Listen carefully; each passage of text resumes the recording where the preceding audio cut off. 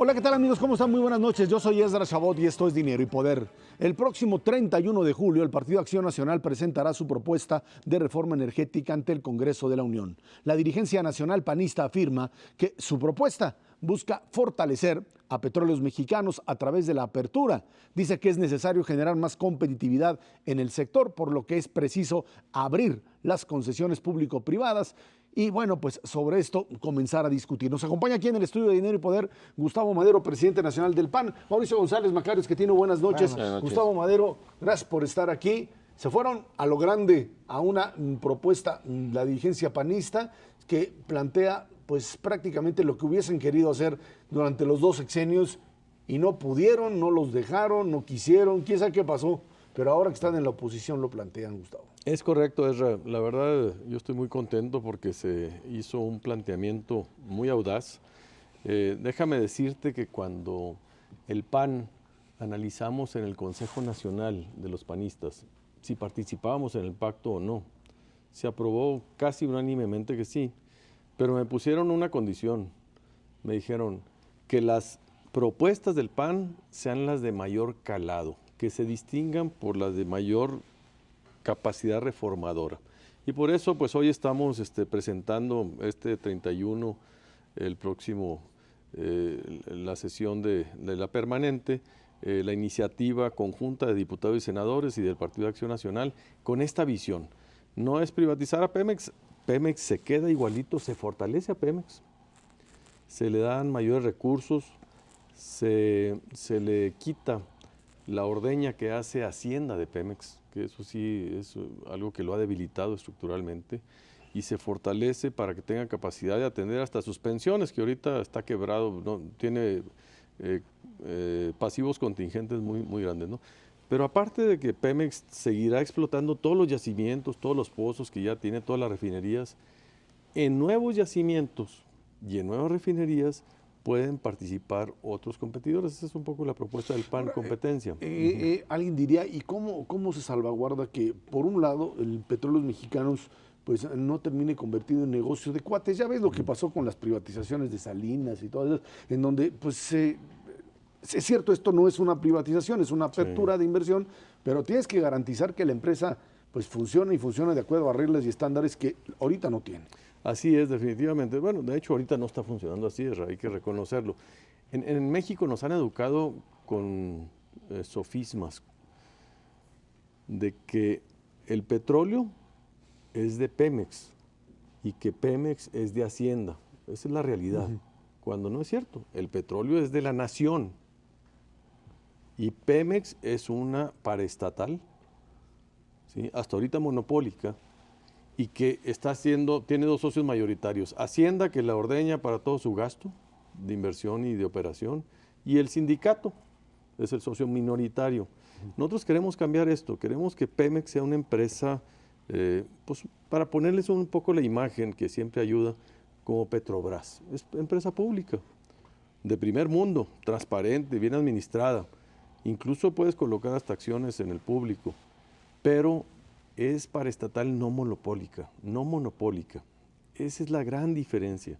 No existe en el mundo lo que tenemos en México, una paraestatal monopólica que haga todo, desde explorar, perforar, refinar, distribuir, hasta la gasolina, todo eso no hay en el mundo, ¿eh? Eso ya chafeamos ahí, todos los países del mundo ya superaron esa etapa porque sí había esos modelos y ahora ya se abrieron al modelo de lo que el PAN está proponiendo.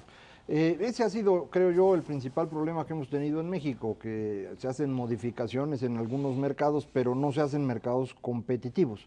Y la idea que se tiene aquí es que haya competencia. Esto es, Pemex seguiría con lo que tiene y habría probablemente empresas nuevas, una para sacar aguas profundas, otra para el gas de lutitas, etcétera.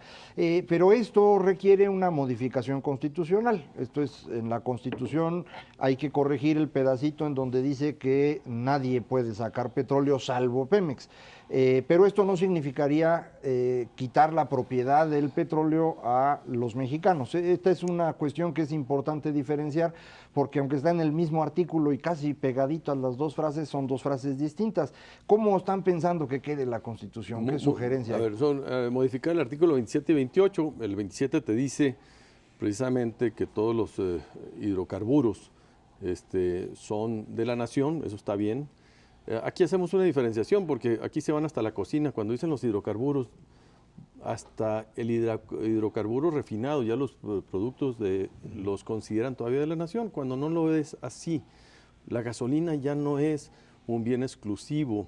Si el petróleo, yo te digo, es como si el agua también es de la nación, pero el agua embotellada, pues ya no, ya igual la gasolina o el aceite, pues ya puedes tú hacer procesos industriales, ¿no? La primera diferencia es esa, diferenciar de la cadena. Los yacimientos sí son de la nación. La industrialización, ya una vez que sale de allí, puede ser procesado por otros, no de manera exclusiva por el gobierno, por el Estado, sino de manera prioritaria a otros competidores. La siguiente gran definición que se hace es que tú puedes concesionar esto a terceros, empresas públicas, privadas y asociaciones público-privadas. Son dos conceptos. Eso se podrá hacer y habrá competencia. Habrá que cobrarles a estas derechos importantes porque es patrimonio de la nación. Entonces le cobras un 40%, por decirte algo. Si ahorita vale el petróleo, el barril $100, pues $40 son derechos.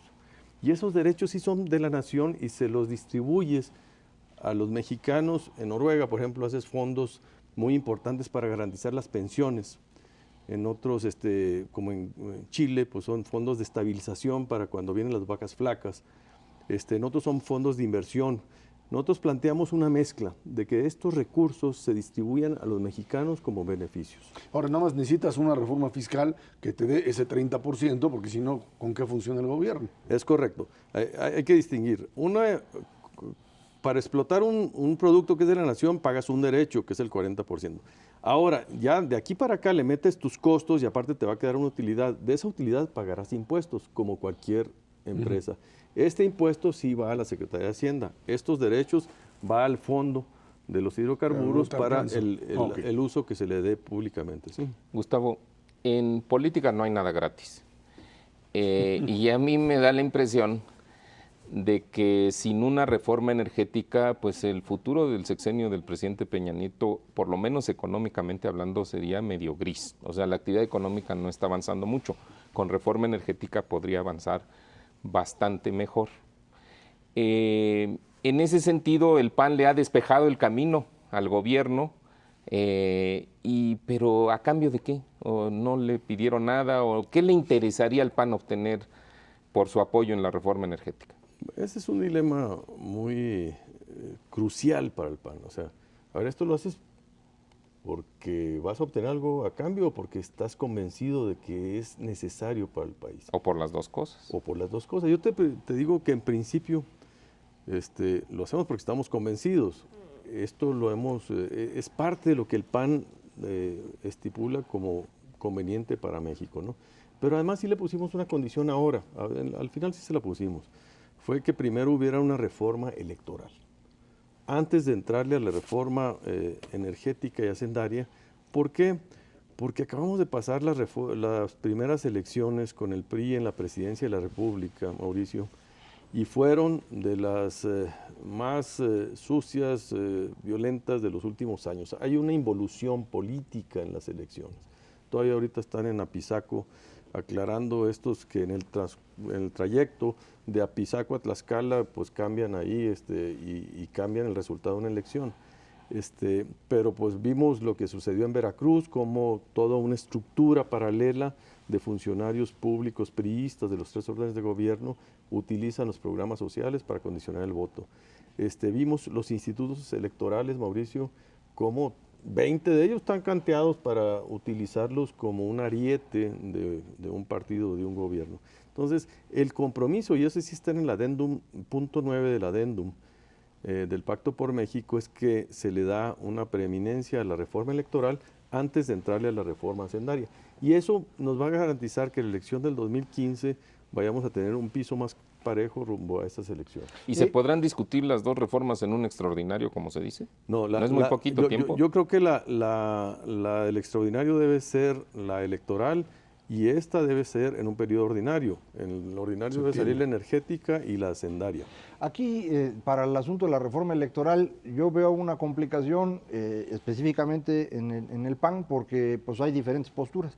Un grupo de senadores presentó una cosa, el partido en la negociación dentro del pacto está presentando algo distinto. ¿En dónde más o menos está la reforma electoral? Porque pues no es una reforma electoral cualquiera. Me imagino que hay ciertas cosas indispensables para que puedan ustedes estar conformes. Yo le apuesto, Magario, a que las coincidencias son mayores que nuestras diferencias, incluso en estas posiciones que hemos tenido. Por ejemplo, la reforma energética. Esta es una oportunidad extraordinaria para mostrarnos unidos y así lo estamos, ya está sucediendo. Hoy tú estás viendo ya que todos los senadores, ya no 20, 15, 5, van a apoyar esta reforma y los diputados también. Y entonces esto nos va a ayudar sobre la sustancia, sobre el contenido, a procesar y salir con mucha unidad. En el tema electoral, tú me dices, ahí hay dos propuestas.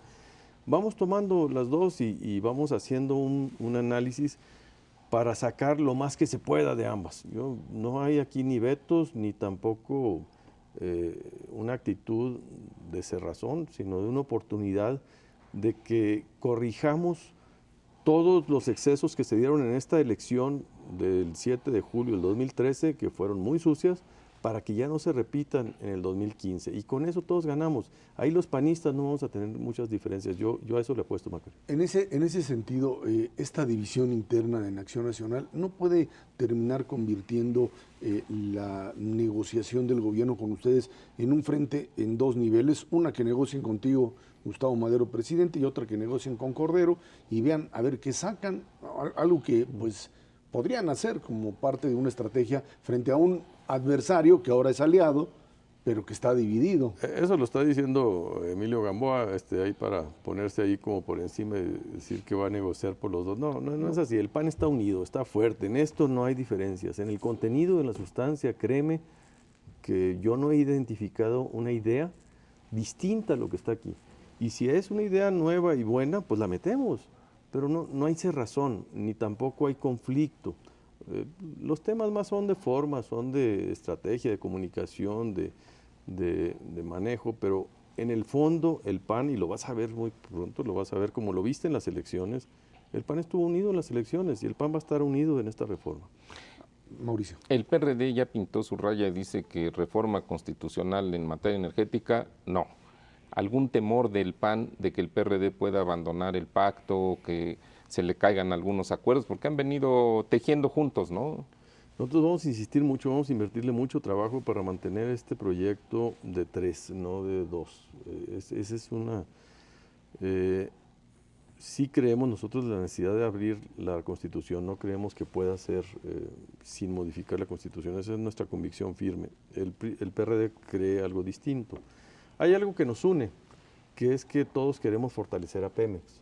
Entonces yo creo que vamos a tener muchas coincidencias, expropiarle a la Secretaría de Hacienda a Pemex, porque esa es la primera nacionalización, sería esa. Y en eso vamos juntos, yo creo que todos. Para eso hay que hacer una reforma fiscal, como lo señala Mauricio. Pero después, en la participación de otros jugadores, en la exploración, explotación, refinación y toda la industria petroquímica, nosotros sostenemos que se debe abrir. Eso creemos que le hace mucho bien a México. Además, si no lo hacemos, se nos va a ir el tren de la historia. Te lo voy a decir por qué, porque ya ahorita nuestro vecino y principal comprador de petróleo va a ser autosuficiente en 10 años. Entonces, hay que entender esto en el contexto que estamos viviendo. La tecnología ya cambió, ahorita ya hay nuevas tecnologías para explotar el shale oil, el shale gas, y todo esto nos hace ser más claros lo rezagados que estamos. y que si no actuamos rápido se nos va a ir el gran tren de la historia y aprovechar esto como una turbina de crecimiento, de inversión y de competitividad. ¿Se ve Gustavo Madero al frente del PAN en otro periodo? Ya estás futureándole, güey. Pues yo nada más pregunto, porque pues ya con toda la... Mira, bronca que falta se muy trae. poquito para esa respuesta, pero primero tenemos que terminar la Asamblea Nacional Extraordinaria el 10 de agosto. Yo estoy apostando que el PAN va a ser más democrático, más moderno después de esta asamblea, y a partir de ahí saldrá la convocatoria. Y yo creo que va a haber muchos contendientes importantes. ¿Va a haber o habremos? Pues va a haber, puede haber. Puede haber, quién sabe si habrá. Gustavo Madero, presidente muchas nacional gracias. del PAN, ¿verdad? Muchísimas gracias por Gracias a estar aquí. ustedes, buen día. Vámonos a una pausa. Esto es Dinero y Poder. El presidente de México, Enrique Peña Nieto, enviará en agosto al Congreso de la Unión una propuesta de reforma al sector energético. Esta incluirá pues cambios a la Constitución. Se buscan cambios profundos en el sector energético a fin de elevar su rentabilidad sin que el Estado ceda la propiedad de los hidrocarburos. Nos acompaña aquí en el estudio de Dinero y Poder el senador priista David Penchina, presidente de la Comisión de Energía. Buenas noches, David, gracias por estar aquí con nosotros. Al contrario, el agradecido soy yo. Muy buenas noches al auditorio y es un privilegio estar con ustedes. Muchas gracias. Reforma energética va en serio, es la llave, dicen, para lo que será después una reforma hacendaria, y aquí cada quien saca su propuesta de reforma. Los senadores panistas con el PRD, un cacho de ellos, otros van por otro lado, cada quien quiere generar alternativas. Es cierto que está más la oposición buscando una reforma política previa todavía frente a esto, a eso me refería con el asunto de los senadores, pero aquí el problema es cómo van a hacer para que las distintas propuestas se puedan cruzar, porque unas van con reforma constitucional, otras no tienen reforma constitucional y otras nada más pues quieren que nada pase. Bueno, es evidente que el tema energético de nuestro país corta por un debate que ha privilegiado siempre un paradigma ideológico. Creo que parte del reto de hoy es que sin que cancelemos esa discusión, pongamos sobre la mesa los elementos técnicos de lo que necesita la industria energética nacional, que no Pemex solamente. Hay que hablar de una reforma energética integral, en donde México dé el paso decisivo que ha venido posponiendo por más de 2 décadas. Particularmente en los últimos 15 años hay una gran discusión, hemos hecho reformas y muchas de esas reformas han sido insuficientes e incluso aspectos de ellas han sido un retroceso. Es evidente que en un tema que corta en la opinión pública tan fuerte, pues todas las fuerzas políticas pongan sobre la mesa su propuesta y yo lo celebro. Les doy la bienvenida porque hay entonces con qué debatir y entonces podemos aspirar a privilegiar un debate que tenga contenidos técnicos sólidos de verdades absolutas y no de verdades a medias que acaban por ser mentiras completas, y podamos construir el número de acuerdos suficientes para impulsar una reforma profunda de la que el presidente Enrique Peña Nieto, desde que fue candidato, yo lo digo bajo mi estricta responsabilidad, con una gran valentía, planteó un paradigma incluso más allá de lo que el propio partido al que yo también pertenezco, el PRI, en ese momento estatutariamente tenía. Hoy los priistas hemos modificado nuestro programa de acción, quitamos nuestros candados y camisas de fuerza que construimos como una fuerza opositora y que respondieron a un contexto político, y hoy vamos de manera muy definida a construir una reforma que revise el marco constitucional, que revise el marco legal, que en agosto tendremos una iniciativa del presidente Peña seria y profunda en la que hemos llevado trabajando más de 8 meses. Esto no es una ocurrencia, se ha medido muy bien. Se ha revisado la historia de tantas mentiras que se han dicho, por ejemplo, de la época del general Lázaro Cárdenas, y vamos a plantear un paradigma que es el gran detonante de la generación de empleos, de una distribución mejor de la riqueza, de promover un crecimiento que se traduzca en desarrollo y que tengamos un sector energético competitivo, con tarifas competitivas que le apueste a la productividad.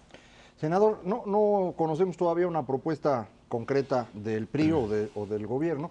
Sin embargo, en los documentos del Pacto por México y en lo que se ha estado pues diciendo en los medios de comunicación, se entiende que el tema de la propiedad de los hidrocarburos del subsuelo es intocable, ese sigue siendo de la nación, y que la clave aquí está en cómo podemos extraer esa riqueza y pues obtener el mejor resultado posible para todos los mexicanos. Ahí hay muchas opciones. Está la opción, por ejemplo, de que haya más inversión en Pemex, no únicamente del gobierno, sino pues de los mexicanos en general, un poco como se hizo en Colombia o como se hizo en Brasil, pero también hay la posibilidad, y se me ocurre que podría ser una buena idea, de tener empresas nuevas en donde participe el gobierno y participen pues los mexicanos en general para los temas en donde Pemex no ha podido avanzar. Ejemplo, el aguas profundas o el gas shale o gas de lutitas que tenemos en el norte del país. ¿Ustedes han estado evaluando estas alternativas? ¿Tienen algo ya un poco más concreto al respecto? Pues tan evaluamos ese asunto, que es correcto lo que tú planteas, que el sentido de la reforma, entre otras muchas cosas, tendrá que contener elementos de esa naturaleza. Siempre que entramos al debate energético, y ha sido una mala historia de acuerdo a las últimas reformas, el debate se concentra en Pemex y no vemos la cadena. Está el tema de hidrocarburos en general, está el tema de petroquímica, está el tema de gas, no solo de shale gas. Sí. Es impresionante cómo México, y debe de ser una vergüenza que nos deba de despertar a todos para cambiar, que siendo cuarto, quinto país con reservas de gas en el mundo, hoy importamos gas. Hoy los industriales están pagando, hay veces, el doble del precio del valor o hasta más, porque lo tienen que importar, porque no hay inversión suficiente para tener gas en las industrias que podrían estar generando miles de empleos y poder ver a un joven a la cara y decirle que en lugar de andar de taxista como ingeniero, haya alternativas industriales. La cadena energética, petróleo, gas, hidrocarburos, petroquímica, almacenamiento, logística, distribución, el paradigma eléctrico, el paradigma de las energías renovables, que en México estamos ni siquiera en pañales, no ha nacido ese tema como debiera, porque somos un país con un fuerte contenido de fósiles energéticos y no hemos volteado a ver la riqueza eólica, solar, acuífera de este país, y todo el marco institucional y regulatorio es lo que debe de contemplar la reforma, y en eso estamos trabajando. Hoy creo que las propuestas del PRD y del PAN son dignas de análisis. Yo insisto, las saludamos y les damos la bienvenida para plantear el paradigma correcto. Y creo que el señor presidente, con una gran prudencia y sin protagonismos políticos, yo leía el otro día que si el PAN madrugó con el tema energético, y yo contesté que no. Al contrario, creo que se ha generado el espacio para que después de un debate de 15 años, pues tengamos en la mesa los ingredientes para poder construir un platillo que sea el buen platillo para México. Y evidentemente, un poco lo que decía Ezra que quisiera tocar, es que será una consecuencia el marco fiscal, el de una reforma energética. Es necesario cuando un país depende de cada 10 pesos casi en 4 de lo que le aporta Pemex a el gasto público. Entonces, si tú transformas esa posibilidad. Ahora, el debate es incorrecto cuando se habla de privatizar. Nadie está pensando en privatizar. Los recursos son de la nación y la rectoría económica del Estado mexicano sobre esos recursos debe de ser absoluta. La reforma no solo no va a modificar eso, lo va a reforzar. Pero la operación para extraer, para distribuir, para vender y para procesar, tenemos que buscar obligadamente, y es un acto de responsabilidad frente a nosotros y las nuevas generaciones, la renta, para que si Pemex hoy da 10, ¿por qué no imaginar que la industria petrolera pueda dar 20, cuando hay suficiente allá abajo para que dé 20 o 25? Y no estar en esta camisa de fuerza de ideologías, yo digo, trasnochadas, fuera del contexto, en un país que, si bien tiene su propia fisonomía, su propia geopolítica nacional, pues no está aislado del mundo. A ver, Cuba ya hizo una reforma energética de apertura al sector privado. Y permite la inversión de privados. Digo, más socialista que Cuba, hasta hoy creo que no se ha registrado. Vas a Brasil, vas a Colombia, vas a Noruega, vas a los países árabes, vas a Estados Unidos, a Canadá, y dices, bueno, ¿cuándo perdimos el rumbo de una energía que es la gran palanca del desarrollo? Cuando además hay algo que siempre pasa, ¿no? No hay político que yo no conozca, y conozco a muchos, que digan que Pemex debe de ser la palanca del desarrollo. ¿Y por qué no lo hacemos realidad? Bueno, pues porque sirvió para tapar hoyos más que para estar... ¿O sirve hoy el debate, Ra, para poder imaginar candidaturas presidenciales? y hacer campañas electoreras. No tenemos derecho a seguir usando esa bandera para eso. Entonces yo invito y abro, y mi compromiso como presidente de la comisión, es a que tengamos un debate profundo. Que hablar de soberanía significa más empleos, que hablar de nacionalismo significa menos pobreza. Esa es la pobreza que hay que combatir y que con discursos y con tomas de calles no se van a resolver en este país. Oye, David, yo sí celebro esta actitud modernizadora, reformadora, que escucho y que es tuya y de muchos de tus colegas. Porque fíjate, yo hice un cálculo en una servilleta y el problema es que la resistencia que tuvo el PRI los últimos 12 años para empujar una reforma energética le ha costado al país más o menos 1.650 miles de millones de pesos. Y si calculamos la resistencia de 1997, cuando el presidente Zedillo también la impulsó, Pues sí, pero... la cifra crece. Es decir, creo que... Pero ahí te va, ese no es el punto. El punto pero es... sí me gustaría es que decir nos algo costó. fundamental. Creo que este país ha pagado un costo muy alto por mezquindades políticas. Pues, Y ahí eso está el hoy número. debe de jugar en favor de poder lograr la reforma. Está bien, pero además de la parte ideológica está la parte pragmática. Uno de los problemas a vencer o uno de los aspectos para modernizar Pemex es tratar de que sea más eficiente. Pemex está en una de las 10 empresas petroleras peores del mundo en cuanto a su relación de ingresos por trabajador, tiene un exceso de costos laborales. El sindicato siempre ha sido el gran aliado del PRI para propósitos electorales y otros. ¿Cómo le van a hacer para tener una discusión modernizadora con el sindicato? Yo creo que el sindicato hoy tiene una actitud de apertura para poder discutir y es muy sencillo de vencer unas resistencias que van a estar por venir. No es lo mismo una empresa que muchas empresas. No es lo mismo un monopolio de Estado, que acaban por ser ineficientes en costos, pero tampoco es justo decir que hoy se podría entender la riqueza y lo que le ha dado Pemex a este país sin su clase trabajadora. Creo que si Pemex hoy da 10 y puede dar 20, pues esos 10 que faltan van a requerir de personal capacitado. Y Pemex tiene un gran capital humano que hay que aprovechar. La concentración de un monopolio ha distorsionado esa realidad que tú bien señalas. Y creo que con la reforma laboral que hicimos, con lo que ya estamos aprobando, bueno, nosotros ya lo aprobamos, falta la Cámara de Diputados en materia de transparencia sindical, hemos inyectado un motor que obliga al sindicalismo mexicano a modernizarse. Creo que ahí hay mucho por caminar. ¿Qué le corresponde al legislador? Porque nosotros nada más somos legisladores.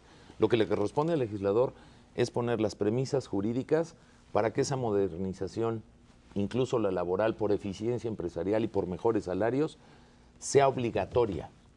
Y yo entiendo que los liderazgos modernos y contemporáneos en materia de sindicalismo pues se van a tener que poner enfrente de esas reformas a impulsarlas por el bien de su gremio. Y además, pues ahora sí que remember el Baester, ¿no? No vaya a ser que por ahí pase algo.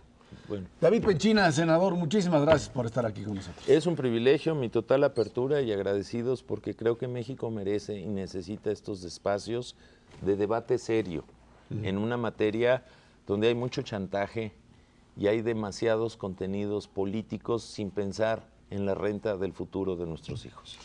Esto es Dinero y Poder. Salomón Chertorivsky, secretario de Desarrollo Económico de la Ciudad de México, presentó su libro De la idea a la práctica, en el que narra sus experiencias a su paso por la administración pública. Chertorivsky ha estado al frente de Diconsa, Seguro Popular y Secretaría de Salud y nos acompaña aquí en el estudio de Dinero y Poder. Salomón, gracias por estar aquí con nosotros. Diconsa, Seguro Popular, Secretaría de Salud, Sí. Secretaría de Desarrollo Económico. ¿Cómo le hace uno con todo eso? Encantado de estar contigo, querido Esdra. Pues mira, más bien lo que trato de poner, yo siempre llevo un poquito más de 15 años como servidor público y la verdad es que siempre me quejé que los servidores públicos y los políticos inclusive, cuando terminamos ciclos, no escribimos nuestras experiencias, lo vivido, lo que hicimos bien, lo que hicimos Es que mal. hay unos que no pueden escribir lo que hicieron. Bueno, yo ¿no? creo que hay muchos servidores Eso es que públicos sí. y muchos políticos que tendrían riqueza que compartir con quienes aspiran a estar al frente de una institución gubernamental. Y y este libro es ahora sí que mi granito de arena para llenar ese vacío. Y efectivamente, pues algunos tips de qué cosas pueden ser buenas para sistematizar y trabajar en una institución gubernamental. ¿No se vuelve uno loco cuando entra a la estructura de gobierno y hay un aparato en donde, bueno, la primera vez que llegas no sabes ni dónde apretar el botoncito? Pues yo creo que ahí empieza una de las primeras aprendizajes, que es las instituciones tienen mucha riqueza, tienen mucha historia, hay que escuchar a las instituciones, hay que escuchar a la gente que lleva ahí mucho tiempo, no tratar de empezar de la nada, de hacer borrón y cuenta nueva, que estamos muy dados a eso. Y escuchar y aprender sobre la institución creo que es una de las primeras cosas que te permiten iniciar pues con un diagnóstico mucho más claro y mucho más efectivo.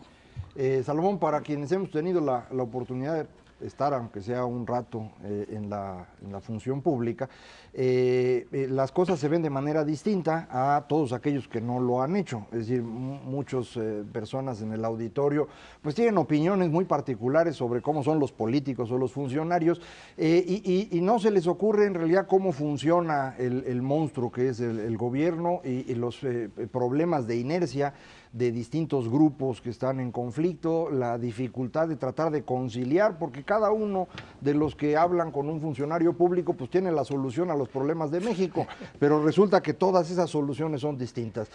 ¿Cómo fuiste administrando estos conflictos? ¿Cómo te fuiste acostumbrando? ¿No te tragó la inercia? Mira, reitero, primero, nadie construye de cero. Aprender que cuando uno llega tiene que construir sobre lo que ya se ha hecho. Segundo, darte tiempo para verdaderamente hacer diagnósticos precisos, es decir, muchas veces llegas y lo urgente te empieza a comer y ya no te das tiempo, no te das un paréntesis para decir, a ver, no, ¿cómo está la institución? ¿En qué situación está? ¿Qué podemos hacer y cómo lo podemos trazar? Y a partir de ahí hacer planes específicos, con métricas específicas, y ir dando seguimiento a lo que vas trabajando. Segundo, yo digo, Macario, hoy más que nunca, comunicar con la institución. En el México plural, democrático que vivimos, estas estructuras verticales en donde el jefe que llega con su papelito firmado por el presidente, pues es el que manda, pues eso ya no es. Tienes que convencer a la gente, tienes que dialogar con la gente y hacer a la institución partícipe de los cambios y pues a tu equipo, pues en donde se valga discutir, donde se valga disentir, donde se pueda reflexionar alrededor de los temas con seriedad y sin miedos ni tapujos de que pues puedes equivocarte, en fin.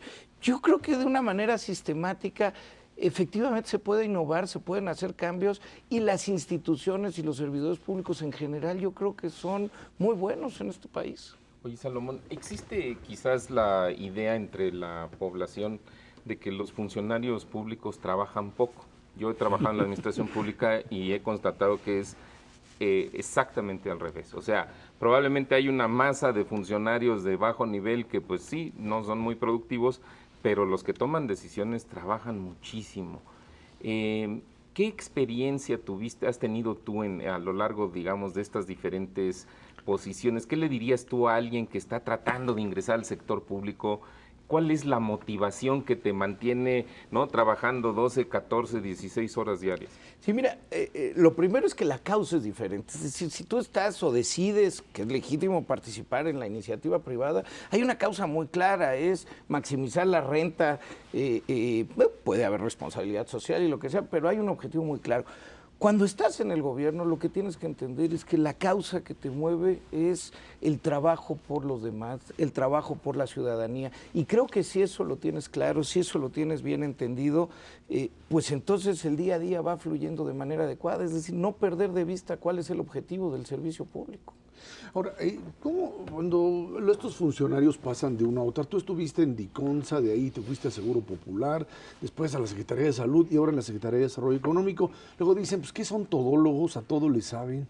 Pues yo creo que administrar sí te permite encontrarte en diferentes espacios y hacerlo bien. Y reitero, uno no sabe todo y una de las cosas que hay que hacer es aprender y escuchar a los que sí saben. Por ejemplo, en la Secretaría de Salud, yo de manera sistemática cada mes me juntaba con mis antecesores. Yo veía al maestro Soberón, al maestro Cumate, a Juan Ramón de la Fuente, a José Antonio González Fernández, a Julio Frenk, con cada uno escuchando lo que ellos ya habían vivido y las experiencias que habían tenido. Y creo que escuchando a los que saben de los temas y dedicándose uno a la administración de manera sistemática, seria, ordenada, yo creo que los servidores públicos sí pueden participar en diferentes carteras. Tú decías hace un momento, Salomón, los funcionarios públicos en México son buenos. Yo coincido. Yo creo que si uno compara con otros países del mundo, tenemos buenos funcionarios e incluso buenos políticos, aunque no nos gusten. A nadie le gustan los políticos. No, a mí sí. Y decía hace un momento, Mauricio, que trabajan mucho. Creo que también es cierto. Entonces, si trabajan mucho y no son malos, son buenos, ¿por qué la opinión pública tiene una opinión tan mala de los políticos y de los funcionarios? Pues echarle miedo no echar la culpa a los medios, digo. No, pero quizá, Macario, los casos más sonados son los de los malos funcionarios o los malos políticos, pero yo insisto, estamos en un país donde las instituciones funcionan, donde abrimos la llave y llega agua, donde nos recogen la basura, donde tenemos luz, donde hay una policía que funciona, todo con posibilidades de ser mejor, pero tenemos un país que funciona y atrás de esas instituciones que hacen que las cosas funcionen, pues existen millones de personas trabajando todos los días, despertándose todos los días a hacer el bien, a trabajar en favor de los demás.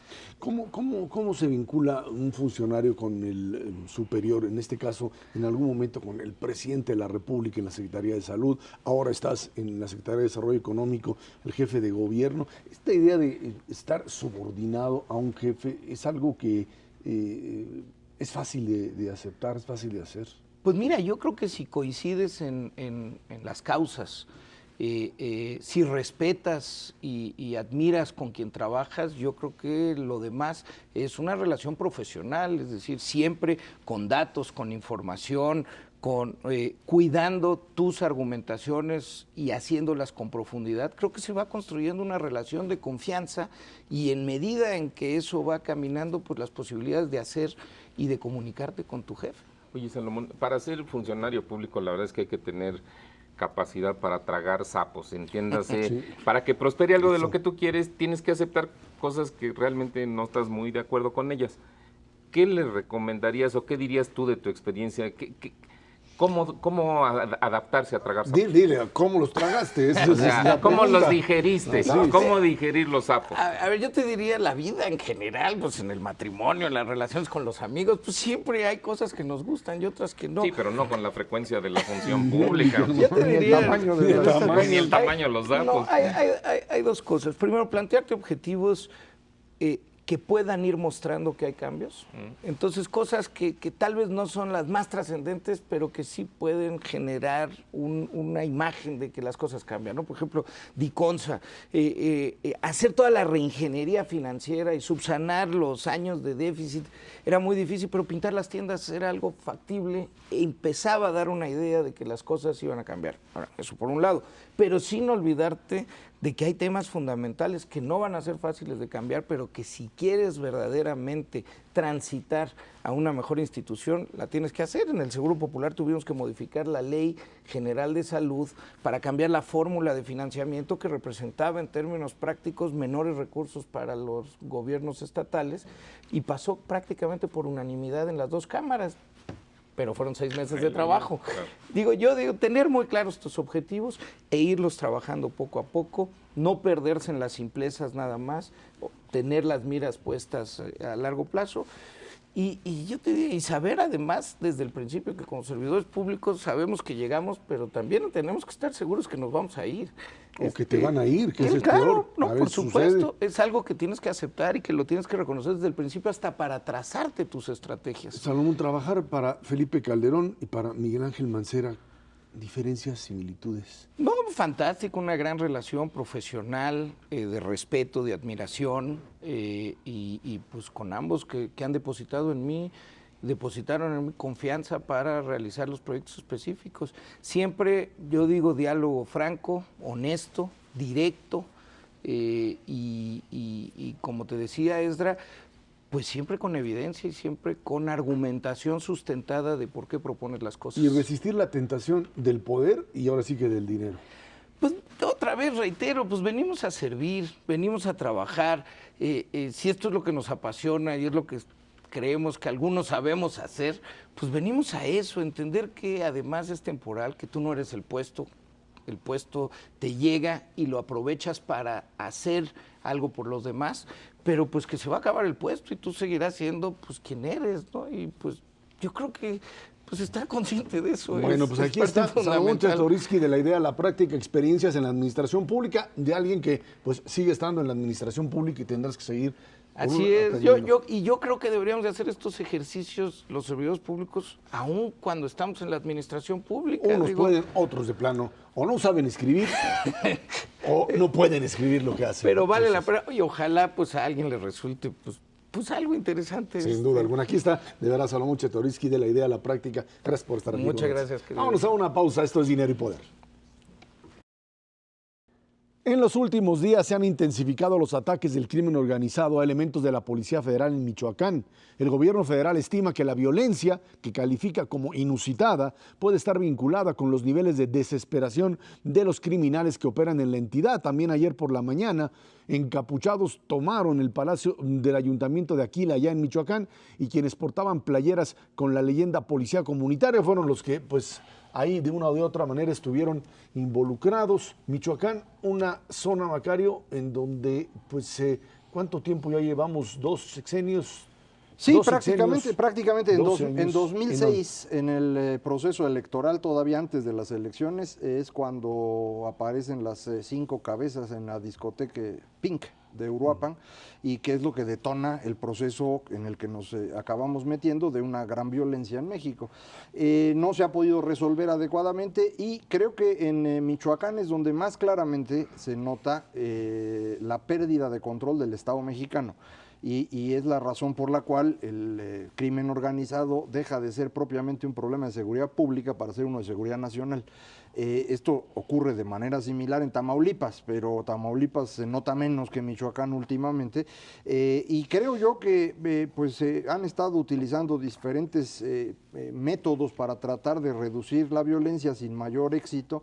Y a lo mejor valdría la pena volver a pensar en la posibilidad de utilizar las herramientas que da la Constitución. El artículo 29 constitucional establece cómo quitar las garantías individuales durante un tiempo muy limitado, en un espacio restringido, aprobado por el Congreso, es decir, bajo limitantes muy claras, pero que permitiría que el ejército mexicano tome control de la zona y empecemos a resolver el problema. Es algo que se discutió en el sexenio pasado en el caso de Juárez, y no se hizo. Bueno, sí, que es un problema. Yo pienso que esto que sucedió en los últimos días, estos ataques, estas de hecho son emboscadas, pues es un estado de guerra, nada más que no es la guerra que se le atribuía al expresidente Calderón, ¿no? De que el gobierno le declaró la guerra a los narcotraficantes. Aquí el crimen organizado es la que le está declarando la guerra al Estado. Pero esto tiene que ver también con una mayor presencia cada vez de sectores de Policía Federal y sectores del Ejército participando. Ahora se concentra en determinadas plazas y hace que, digamos, esté mucho más focalizado de lo que estaba anteriormente. Sí, pero es que tienes toda la razón. O sea, no es un problema generalizado, aunque los caballeros templarios tienen presencia en varias entidades de la República, pero efectivamente, ¿no? Son algunas ciudades dentro del estado de Michoacán. Pero el problema no es solamente un problema de que llegan los templarios y toman el control político de la ciudad, sino que toman todo. O sea, es un estado totalitario en donde viven muchas de estas comunidades de La Ruana, de Los Reyes, de Tepalcatepec y otras más, porque ellos son los que dicen qué se puede producir, qué se debe de consumir. O sea, les prohíben a los camiones llegar con aprovisionamientos. Sí. Le cobran a la gente cuotas de seguridad, entiéndase, extorsión. Entonces, ellos están haciendo las funciones del gobierno y más. Ellos son el gobierno. Ellos son el Estado. Exactamente. Y ese es el problema. El Estado mexicano no puede permitir la existencia de otro Estado. Pero permites policías comunitarias que se supone que trabajan. Ese es un error absurdo. Ese es el problema. Es decir, el único que debe tener el uso de la violencia legítima es el Estado. Si el Estado abdica eso, y se lo deja ya sea al crimen organizado o a comunidades, bueno, pues entonces no hay manera de que pueda hacer sus funciones adecuadamente y en consecuencia ya no entiendo por qué pagamos impuestos o por qué respetamos la ley. Entonces, sí es un problema serio que hay que resolver en serio y no lo puede resolver en serio cuando el señor gobernador pues va ocasionalmente, pide licencia y se va a atender Bueno, porque está está muy enfermo por malito. eso, pero el problema Bueno, pues es así no se a ver, puede. pero el problema es el hecho de que no haya un gobernador. Cuando hubo gobernador tampoco funcionó el asunto. Por o sea, eso- no por tiene eso- que ver Cuando directamente hubo con la- gobernadores, porque este Sí, los problema dos. viene desde Tanto Lázaro Lázaro Cárdenas Cárdenas como Leonel Batel Godoy. Luego y después Leonel. vino con Godoy. Y ahí está precisamente Ahí está, las no se consecuencias de que los gobernadores, se hacen como que no existe el problema, se atienen a los recursos y a la ayuda que le puede prestar la Federación con el Ejército, con la Policía Federal, y ahí es donde estás viendo las consecuencias. Yo lo que me pregunto es, ¿por qué de repente estos grupos de templarios deciden violentarse contra el gobierno?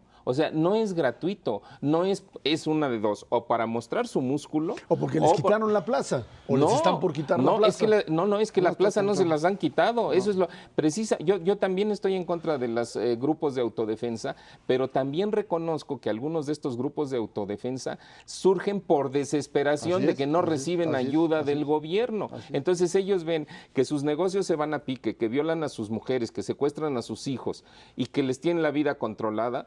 Bueno, pues entonces, ¿qué vas a hacer? ¿No te organizas? Por supuesto que te organizas. Y entonces estos señores, ¿no? Los de los templarios, pues simplemente lo que hacen es recrudecer la violencia. La gran pregunta que yo creo que tendríamos que ver qué evidencia hay de por qué surgieron estos ataques, ahí hay una clave, porque yo creo que esto es lo que nos puede dar pauta a saber si se va a extender el problema o si se va a contener ahí. Yo estoy de acuerdo con Mauricio en lo que acaba de decir. Creo que efectivamente se ha ido concentrando el problema. Entiendo que antes el crimen organizado tenía el control de más de 20 municipios y ahora nada más son como 10, pero no importa que sean como 10, es un problema que el Estado mexicano no puede permitir.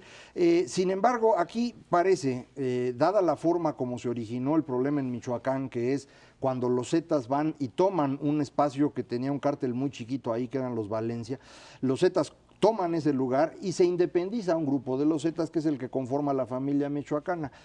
Justamente acaban de detener al Z40 la semana pasada y después de esto empieza el asunto. Entonces probablemente sea un intento de estos grupos, los templarios o la familia o como se quiera que se llame, por tratar de sacar a los últimos Zetas que quedaban ahí. Es un poco este derrumbamiento de este grupo criminal que es peor que los demás, porque no se concentra únicamente en el narcotráfico, sino que ha decidido financiarse haciendo lo que Mauricio claramente decía, es extrayéndole recursos a la población, y esto es lo que el Estado mexicano no puede aguantar. Entonces, yo insisto, la solución la tenemos disponible en la Constitución.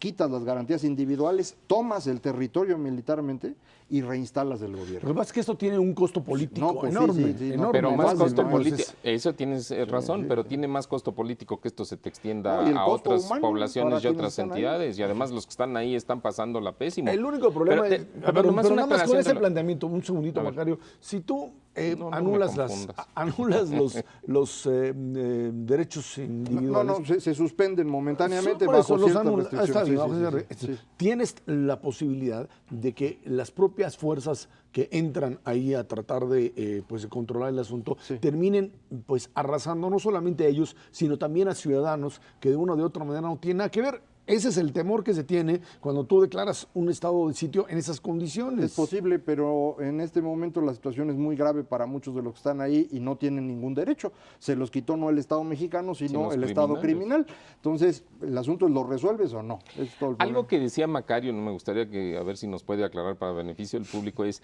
a lo mejor este es un resquicio todavía de la lucha de los Zetas o de que ahora quedó descabezado el grupo de los Zetas.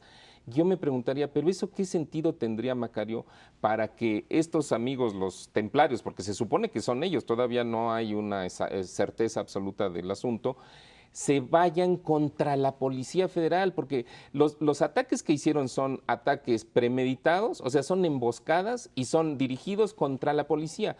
Si fuera un problema de rencillas entre grupos criminales, pues me parece que no Es que se hubiera dado así. La secuencia de hechos es un poquito diferente. Primero atacan a este grupo de policía comunitaria, Sí, y después en Los Reyes. y después vienen las emboscadas a la Policía Federal. ¿Qué sentido Entonces me da tiene? la impresión que lo que querían era retomar el control de la plaza por encima de esta policía comunitaria, y cuando viene la respuesta del gobierno federal es cuando empiezan a atacar a la Policía Federal. En todo Por eso caso, lo que pensaba queda yo así. claro es que si bien se pueden hacer cambios en la estrategia de combate al crimen organizado y que es cierto que esto no se va a resolver únicamente con la fuerza, tienes que de alguna manera reducir la capacidad de estos grupos para seguir actuando, para poder en algún momento determinado comenzar a pensar que el problema tiene una solución, porque de lo contrario lo único que estás haciendo es teniendo una presencia del Ejército, de la Policía Federal, que disminuye temporalmente la violencia, pero que esta se vuelve a recrudecer con cualquier argumento, ya sea que alguien vino a pelearse con ellos por la plaza, lo que tú quieras. En todo caso, lo que me queda a mí muy claro es que mientras no consigas sacar de ahí la base que tiene el control del Estado, no vas a poder hacer. Por eso mi sugerencia de que a lo mejor conviene pensar en esta posibilidad, yo no digo que es el único camino, pero pensar en la posibilidad de suspender garantías un tiempo para que el ejército actúe y limpie, pues podría ser un buen camino. Ojo, muchos dicen es que si legalizas la droga, pues sí, nada más que en el caso este en particular el problema no es el marihuana. problema. El problema son metanfetaminas y lo que quieren es el control de Lázaro Cárdenas para recibir droga de Asia y meterla a Estados Unidos. Eso no lo resuelves tan fácil y de cualquier manera el Estado mexicano tiene que tener control del territorio, si no esto es una pachanga. Entonces yo creo que el camino es por ahí, pero bueno, pues ya Ahora, veremos. van varios días, ¿no?, de estos ataques. A mí me ha sorprendido, por lo menos en las imágenes que he visto,